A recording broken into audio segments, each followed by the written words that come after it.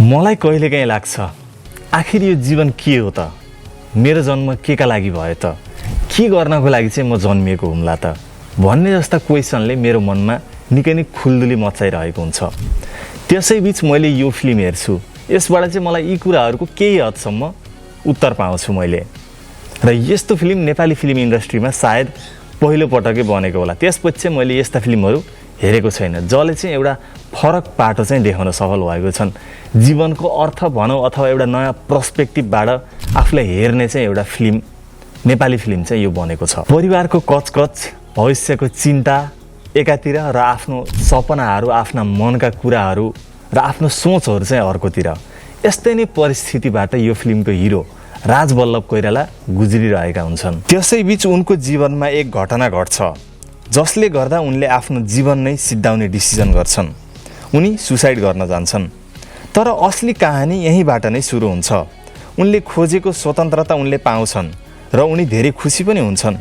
उनले चाहेका हरेक कुरा गर्छन्, प्रकृतिसँग रमाउँछन्, नयाँ साथी बनाउँछन्, हरेक कुरा गर्छन्। तर पनि उनको मन खुसी हुन सक्दैन। त्यसपछि मात्र उनले बुझ्छन् कि जीवनको यात्रा आफूले सोचे जस्तो हुँदैन, यो त फरक हुन्छ। मानिसका मनमा उठ्ने भावनाहरू सबै ठिक हुन्छन् भन्ने हुँदैन भन्ने कुरा उनले राम्ररी बुझ्न सफल हुन्छन्। यो फिल्मले पेसेन्स, ह्याप्पिनेस र डिजायर जस्ता कुराहरूलाई राम्रोसँग देखाउन एकदमै सफल भएको छ।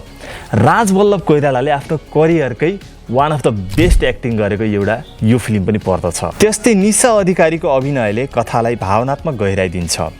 डाइरेक्टर सुभाष कोइरालाले आफ्नो पहिलो निर्देशनमा नै फरक स्वादको फिल्म दिन सफल भएका छन्। यो फिल्म मसला, कमेडी, जबरजस्ती फाइट हेर्न खोज्ने दर्शकका लागि चाहिँ होइन। यो फिल्म त जीवन, सपना, असफलता र आत्मसङ्घर्ष बुझ्न चाहने दर्शकहरूका लागि भने एउटा विशेष अनुभव बन्न सक्छ। धेरै नेपाली फिल्महरू एउटै लयमा बन्दै गर्दा यो फिल्मले भने फरक कथा भन्न खोजेको देखिन्छ।